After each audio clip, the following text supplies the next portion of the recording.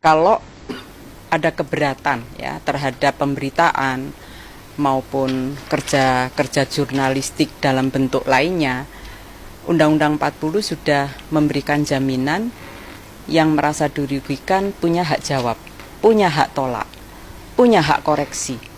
Jadi magistratur dari pers itu adalah etik, penyelesaian etik, bukan dengan penyelesaian sanction, bukan dengan kekerasan, bukan dengan pemidanaan, tetapi dengan etik. Nah, bagaimanapun kerja-kerja jurnalistik itu adalah menjadi jembatan antara kebutuhan publik dengan pemangku kepentingan. Cukup. Bu Nini tadi sempat mengatakan sampai sekarang belum ada mekanisme perlindungan untuk jurnalis dari negara. Apa yang bisa dilakukan, sejauh mana Dewan Pers bisa mengupayakan itu supaya kita bisa mendapatkan perlindungan? Iya, jadi gini, kita kan dulu pernah mengusulkan undang-undang perlindungan bagi pembela HAM, dan jurnalis itu salah satu pembela HAM, human right defender. Kalian bekerja ini human right defender karena menjalankan prinsip-prinsip demokrasi ya, kepentingan rakyat itu dijembatani oleh kawan-kawan jurnalis gitu ya. Nah, sampai hari ini undang-undang pembela HAM itu kan belum disahkan, dan itu sudah entah berapa lama gitu ya. Dewan Pers sebagai institusi yang diberi mandat untuk memastikan kesejahteraan wartawan, kesejahteraan wartawan itu bukan hanya gaji dan jaminan kesehatan, tetapi juga keselamatan kerja, selama ini hanya dinaungi oleh perusahaan. Padahal keselamatan jurnalis itu adalah tanggung jawab negara. Negara itu ya ada pemerintah, ya ada penegak hukum, ya ada media itu sendiri. Jangan hanya dibebankan pada media.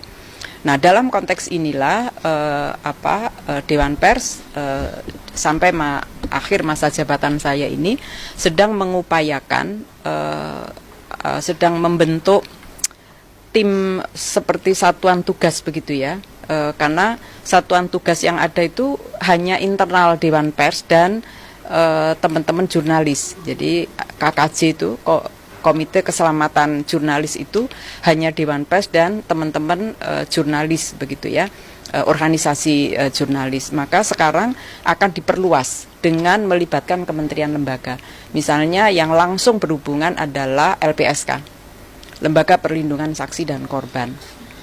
Kita tahu Lembaga Perlindungan Saksi dan Korban itu mestinya tidak hanya melindungi dalam konteks kasus-kasus tindak pidana dan hanya melindungi manusianya, tapi harusnya juga melindungi alat kerja, karena kekerasan yang dilakukan terhadap wartawan itu khas, bukan yang dirusak itu bukan hanya manusianya tapi alat kerjanya.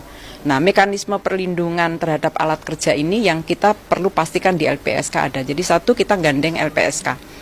Ya, ini udah pertemuan ketiga nih. Mudah-mudahan bisa kita pasca Lebaran ini udah bisa kita rasakan hasilnya. Lalu ada Komnas HAM, karena kok di Komnas HAM punya wewenang penyidikan ya, sehingga itu penting. Lalu ada Komnas Perempuan, karena jurnalis perempuan yang 87% tertinggi ya, jumlahnya paling banyak, jumlahnya lebih banyak jurnalis laki-laki, tapi kekerasan yang dialami jurnalis perempuan itu khas.